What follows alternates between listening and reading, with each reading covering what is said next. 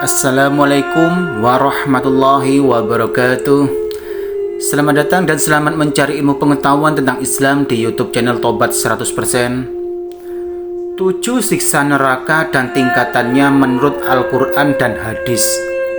Neraka merupakan tempat yang dijelaskan Al-Quran sebagai akibat dari perilaku tertentu.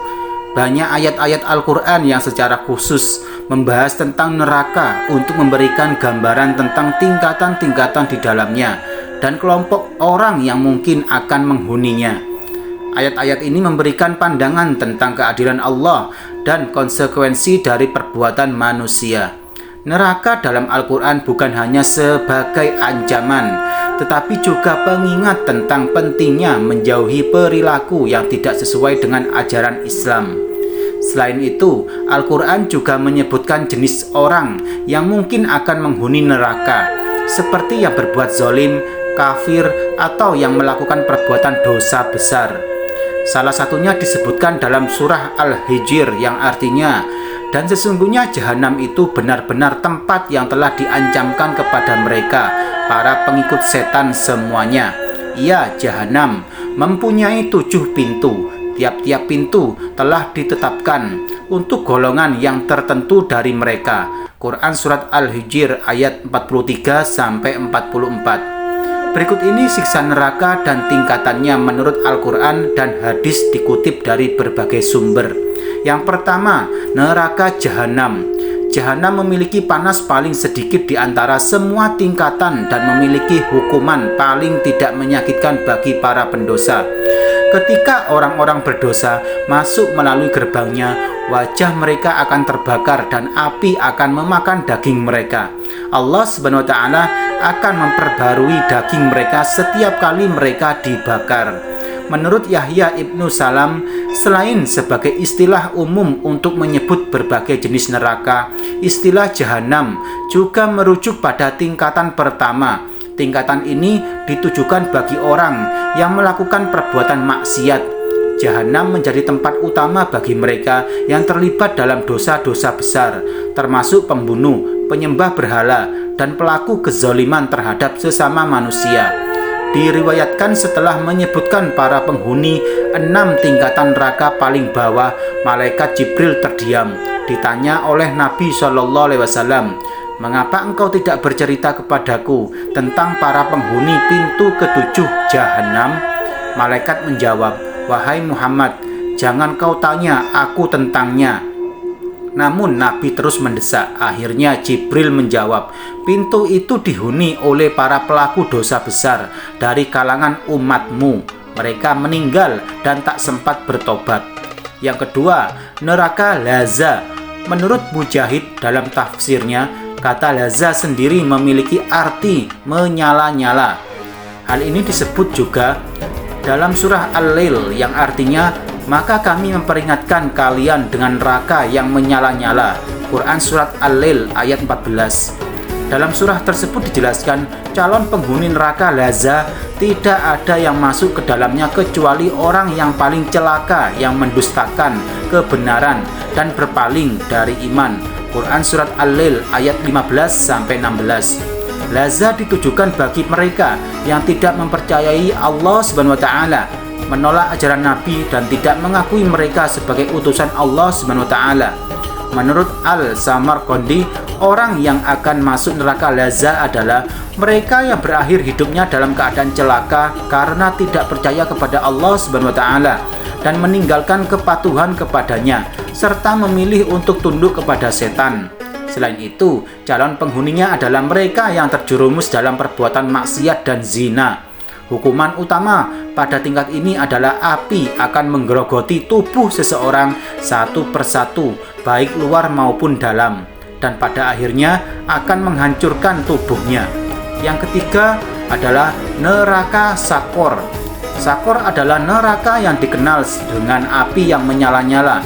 Hukuman bagi orang-orang di sini adalah api akan memakan daging mereka, bukan tulang.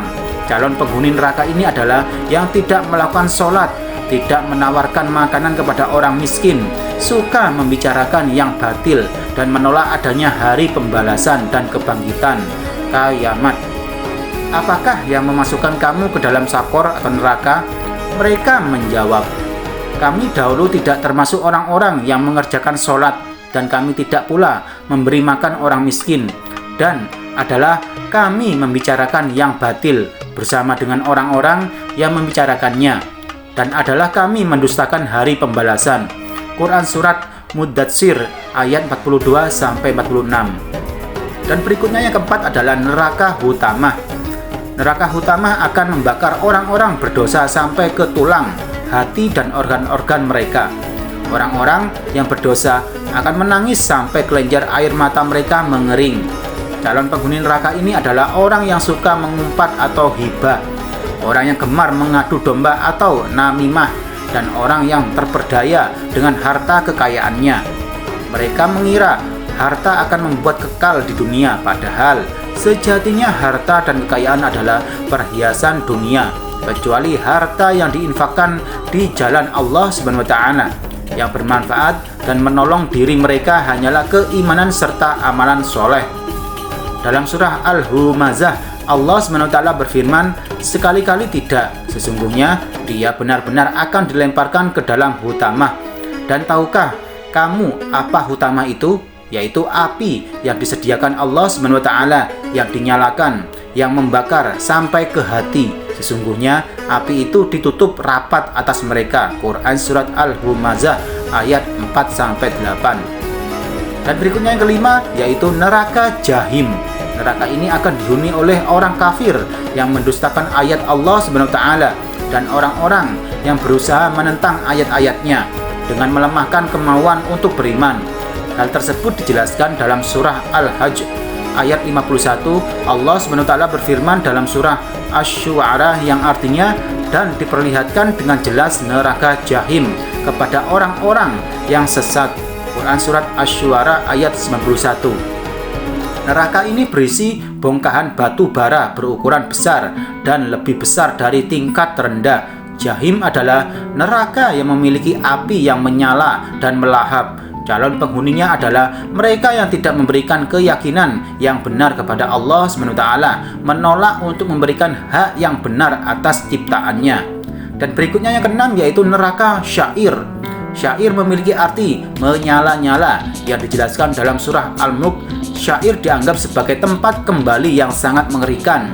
Ketika seseorang dilemparkan ke dalamnya, para penghuni akan mendengar suara yang menakutkan. Setiap kali para penghuninya dilemparkan, para penjaga neraka itu bertanya, apakah belum pernah datang kepadamu seorang pemberi peringatan? Mereka menjawab, benar ada, namun kami mendustakannya. Akhirnya terucaplah penyesalan mereka. Sekiranya kami mendengarkan atau memikirkan peringatan itu, niscaya kami tidak termasuk penghuni neraka Syair yang menyala-nyala ini.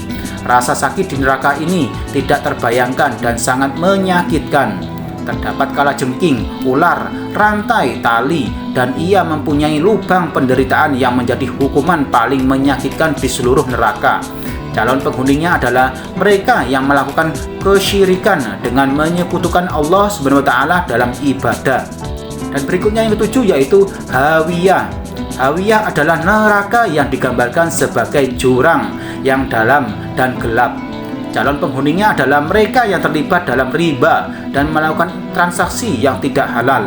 Selain itu, disebutkan dalam banyak riwayat neraka ini merupakan tingkatan neraka paling bawah. Allah SWT berfirman dalam surah An-Nisa yang artinya sesungguhnya orang-orang munafik itu ditempatkan pada tingkatan yang paling bawah dari neraka. Quran Surat An-Nisa ayat 145. Orang munafik sendiri adalah orang-orang yang ikrar beriman, beramal seperti orang-orang yang beriman, tetapi hatinya adalah orang yang kufur seberat-beratnya siksaan dunia berujung kematian. Sementara di neraka, tatkala daging dan kulit mereka hancur yang akan diganti dengan daging dan kulit lain, sebagaimana dijelaskan dalam Al-Quran yang artinya setiap kali kulit mereka hangus, kami ganti kulit mereka dengan kulit yang lain supaya mereka merasakan azab. Quran Surat An-Nisa ayat 56.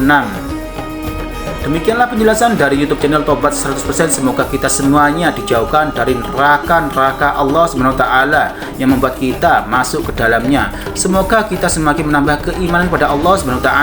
Amin amin ya rabbal alamin. Sekian, terima kasih, semoga bermanfaat. Wassalamualaikum warahmatullahi wabarakatuh.